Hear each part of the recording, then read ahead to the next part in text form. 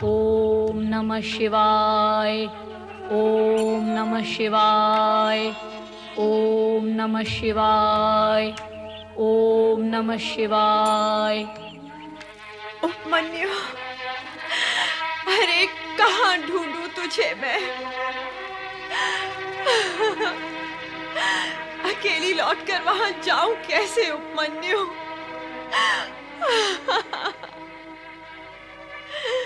अरे वहां ना जाऊं तो फिर कहाँ जाऊं? उपमन्यु। ओम नमः शिवाय, ओम नमः शिवाय, ओम नमः शिवाय, ओम नमः शिवाय, ओम नमः शिवाय, ओम नमः शिवाय, ओम नमः शिवाय, ओम नमः शिवाय, ओम नमः शिवाय, ओम नमः शिवाय, ओम नमः शिवाय, ओम नमः शिवाय, ओम नमः शिवाय। ये तो किसी बालक की पुकार है स्वामी। हाँ, बालक ही है। वो आपको पुकार रहा है। सुन लो उसकी करुण पुकार। मुझे ही नहीं, तुम्हें भी। हमारे साथ साथ मातृत्व के लिए वो तुम्हें भी पुकार रहा है। मुझे? मुझे क्यों? वो तो ओम नमः शिवाय कहकर आपको नमन कर रहा है। शिव में शिवा भी तो समाई हुई है। ध्यान से सुनो, तुम्हें हमारे नाम के साथ साथ अपना नाम भी सुनाई देगा। पर ये बालक है कौन? प्रतीक्षा करो देवी, कुछ समय पश्चात तुम्हें अपने प्रश्न का उत्तर मिल जाएगा।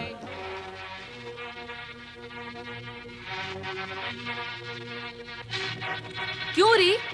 तू तो अपने पुत्र को लेने गई थी, फिर अकेली क्यों चली आई? हाँ? तेरा चोर बेटा अब वापस आएगा? हाँ?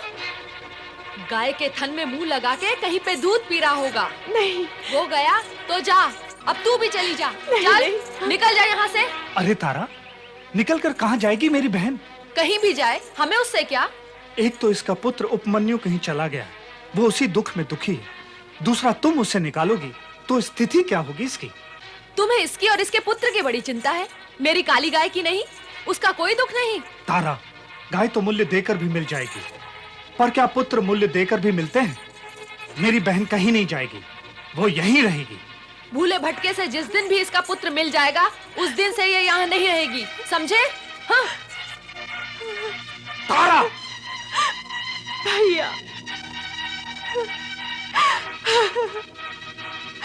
उपमन्यु। ओम नमः शिवाय, ओम नमः शिवाय, ओम नमः शिवाय, ओम नमः शिवाय, ओम नमः शिवाय, ओम नमः शिवाय, ओम नमः शिवाय, ओम नमः शिवाय, ओम नमः शिवाय, ओम नमः शिवाय। ऋषि व्याघ्रपाद का पुत्र उपमन्यु शिव आराधना में निमग्न है। ओम नमः शिवाय। इसकी भाव भंगिमा और मुद्रा को देखकर ऐसा लगता है जैसे शिव भक्तों में अपना नाम अवश्य अमर करेगा। नारायण नारायण। परंतु ये नाम अपना अमर तब करेगा जब इसकी ये पुकार भगवान भोलेनाथ तक पहुंचेगी। प्रश्न ये उठता है कि अब तक इसकी पुकार भोलेनाथ तक क्यों नहीं पहुंची? यहाँ प्रश्न उठाने से क्या लाभ होगा नारद? प्रश्न तो वही उठना चाहिए जहाँ भगवान भोलेनाथ विराजमान हो। नारायण नारायण। नमः शिवाय। ओम नमः शिवाय। ओम नमः शिवाय। ओम नमः शिवाय। ओम नमः शिवाय। ओम नमः शिवाय। ओम नमः शिवाय। ओम नमः शिवाय। ओम नमः शिवाय। ओम नमः शिवाय। नाथ, कहाँ अदृश्य हो गए? नारायण नारायण नारायण। अरे भगवान भोलेश्वर कहाँ चले गए? माता पार्वती, मेरा प्रणाम स्वीकार करते हुए आप मुझे ये बताएं कि आपने भगवान भोलेनाथ को कहाँ भेज दिया? नारद, वे मेरे भेजे हुए कहीं जाते हैं क्या? जब उनका भक्त उनका नाम भजता है तो वो भागते हैं, फिर वे किसी की नहीं सुनते। नारायण नारायण, समझ गया माता, मैं समझ गया। भगवान भोलेनाथ अपने भक्त बालक उपमन्यु से प्रभावित होकर उसके पास गए होंगे। ऐसा ही हुआ होगा देव ऋषि। ओम नमः शिवाय की ध्वनि से कैलाश कंपायमान हुआ था।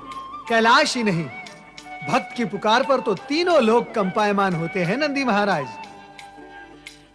ये निश्चित ही बालक उपमन्यु की भक्ति का प्रभाव था। मैं तो यहां आया था भोलेनाथ के दर्शन के लिए, किंतु वो चले गए अपने भक्त को दर्शन देने के लिए। तो अब क्या करोगे नारद? वहीं जाऊंगा जहां भगवान गए हैं और उनके शेष दर्शन करूंगा। शेष दर्शन अर्थात ये माता, आपके दर्शन से भगवान भोलेनाथ के आधे दर्शन तो हो जाते हैं, जो कि हो गए हैं, और अब मैं वहां जा रहा हूं जहां भोलेनाथ गए हैं, और अब वहीं जाकर उनके शेष आधे दर्शन कर लूंगा। नारद, ऐसा भी तो होता होगा कि केवल भोलेनाथ के दर्शन कर लेने से मेरे भी आधे दर्शन हो जाते होंगे। नहीं माता, नहीं, ऐसा सर्वथा नहीं होता। माता, ये सत्य केवल एक मार्गी यात्रा करता है। एक मार्गी यात्रा कैसी होती है नारद? माता, आपके दर्शन से भोलेश्वर के दर्शन तो हो जाते हैं, परंतु उनके दर्शन से आपके दर्शन कदापि नहीं होते। पर क्यों? वो इसलिए माता कि आप शक्ति हैं और वो शिव। मूल प्रेरणा स्रोत तो आप है, नारी ही तो मूल प्रेरणा होती है। नारद, तुम तो बाल ब्रह्मचारी हो, तुम्हें ये नारी ज्ञान कब और कहां हो गया? यदि कोई विचार है विवाह का तो कन्या देखी जाए तुम्हारे लिए। शिव शिव शिव शिव शिव शिव, नारायण नारायण।